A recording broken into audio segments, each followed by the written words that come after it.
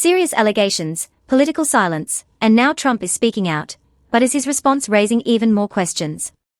What if I told you that one of the biggest political stories right now isn't just about policy, but about serious allegations, silence, and how powerful figures respond when it matters most? And more importantly, what does it say about accountability in American politics today? Because right now, a scandal involving Ohio Congressman Max Miller is raising some very uncomfortable questions, and the reactions from top Republican figures, including Donald Trump, are only adding fuel to the fire. According to reporting, Max Miller is facing deeply troubling accusations from his ex-wife. These allegations include throwing hot water at her, physically shoving her, holding a gun to her head, and even causing serious harm that allegedly resulted in his daughter's collarbone being broken. These are not minor claims. These are severe, shocking accusations that demand attention. Now, Miller has attempted to defend himself publicly. And in doing so, he made a statement that raised eyebrows for many observers. He suggested that if abuse had really occurred, his ex-wife wouldn't have returned to the relationship. My former wife has claimed that during a custody exchange at my home that day, I assaulted her. Here's what actually happened, and I have the Ring doorbell footage that backs it up. She came to my home in a good mood, and we have text messages to prove it, which you'll have, to pick up our daughter early for a friend's birthday party. She was inside my house for several minutes when she left. The video shows her walking out, carrying our daughter calm, in the same good mood, showing no distress whatsoever. And as they left, you can hear me say, "Goodbye, I love you, and I love you, Ruthie," literally telling my ex-wife that I still cared for her. Does that sound like somebody who would just walk out and who had been violently thrown a wall and been abused? She didn't call the police after that. She didn't go to the hospital, ladies and gentlemen. Do you want to know what she did? She went straight to a child's birthday party. The very next day, we had a friendly phone call about our daughter's upcoming hospital procedure, and I drove in from Washington to be there for it. 6 days later, she offered to cook empanadas for me for dinner, just 2 days later after this alleged incident. The day after that, she invited me and my girlfriend, and which you'll have in text messages, to join her and our daughter at a playground. And that day, I just went with my former wife to the playground to spend time with our daughter. A week later, on February 15th, she wrote to me in her own words, which you will see, "I think it's great you and I are in a friendlier place." She then offered me more extra overnights with our daughter, which I can prove to every single one of you as recently.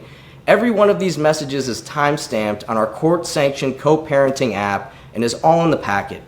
Only weeks later did the story of February 1st assault appear, so ask yourself, if I had assaulted her, would she have offered to cook me dinner 6 days later?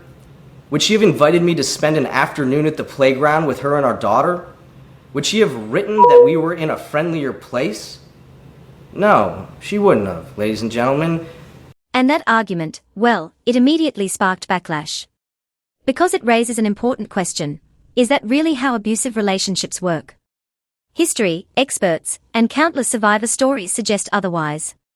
Many victims stay in or return to abusive relationships for complex emotional, psychological, and financial reasons. So when a public figure uses that logic, it doesn't just defend, it reveals a misunderstanding that many people find troubling. But the story doesn't stop there. Donald Trump has now weighed in on the situation. And his response. A lot of people like it. A lot of big supporters of Trump like it. Mr. President, there's been some domestic abuse allegations against Congressman Max Miller. I just learned about it. He should resign. Well, I'm going to look at it. I mean, so far it's accusations. I'll be looking at it. Trump's comment, paraphrased, was essentially, so far, it's accusations. And that response has ignited another wave of debate. Because critics are asking, is that neutrality, or is that dismissiveness? This is where things get even more layered. Trump, as a leader of the Republican Party and a figure often associated with family values rhetoric, is now being scrutinized for how he responds to allegations like these. Some argue that his stance reflects a pattern. Waiting, downplaying, or deflecting rather than immediately condemning alleged abusive behavior. And that leads to a bigger question for viewers. When serious accusations surface, What responsibility do leaders have to respond clearly and decisively? But Trump wasn't the only one who spoke out. Senator Bernie Moreno, who also happens to be the father of Max Miller's ex-wife, Emily, finally issued a public statement. As a father and husband, I can tell you the last 2 years have been pure hell for my wife Bridget, our daughter Emily, me, and our entire family in the aftermath of Emily's divorce. It has been horrific to watch this play out in full public view, all while knowing an innocent 2-year-old girl is caught in the middle.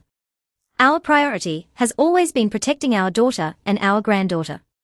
Out of concern for the safety of my family, I hope to keep this matter private. But Max Miller's increasingly erratic and dangerous behavior has made that impossible. As he has admitted privately, Max Miller needs serious psychological help. He is a danger to my daughter, and I hold my breath every minute he has custody of my granddaughter. If there are any basic standards of character required to hold elected office, Max Miller fails them. He should not serve in the House of Representatives. I believe Max Miller needs to seek professional help to end the clear pattern of abuse that he has left in his wake. I believe he should not be free to continue endangering others until he does. I ran for office because I wanted to make a difference for the country that gave me every opportunity to succeed and to leave this nation better for my children and grandchildren. That sacrifice has been especially hard on my wife Bridget, whose big heart and steady support have never wavered. I owe it to her, to Emily, and to my granddaughter to speak the truth. And this is where the story takes a deeply personal turn. Because people are now asking, what took so long? If someone close to you, your daughter, your sister, your loved one, was allegedly facing this kind of situation, would you stay silent for weeks? Months? Or would you speak immediately? That delay has become part of the controversy itself. Critics argue that when public figures hesitate to act or speak, it sends a message, whether intentional or not. That power and politics may outweigh urgency and protection. And this brings us to a broader, uncomfortable conversation about the current state of political culture.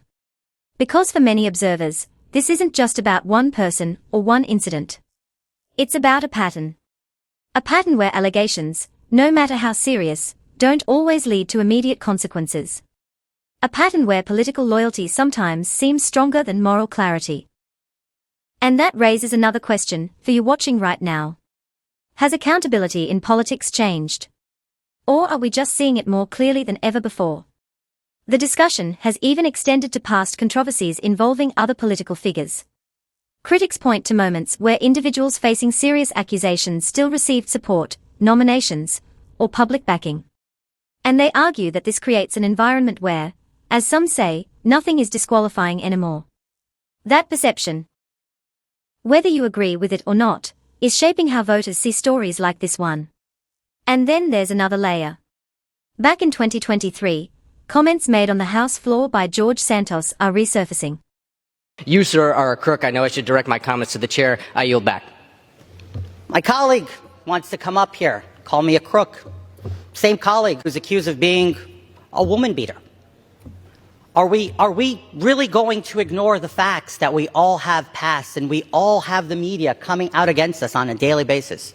I can go and read about all my colleagues. I'm not going to stand here to smear them. I'm not going to stand here and use the time I have to say ill things about my colleagues. I refuse to stoop to that level. Those remarks, when viewed in today's context, are raising eyebrows. Because if there were prior hints, jokes, or indirect references to troubling behavior, why wasn't more done earlier? Why weren't alarms raised in a serious, actionable way? It leads to a difficult but important question. If people knew or suspected something, what responsibility did they have to act? Instead, some critics argue, these moments were treated as political jabs rather than warnings. And if that's true, it suggests a culture where serious issues can be reduced to talking points instead of being addressed head-on. But here's where things get even more interesting. Despite Ohio's 7th Congressional District being historically Republican, new polling suggests a shift.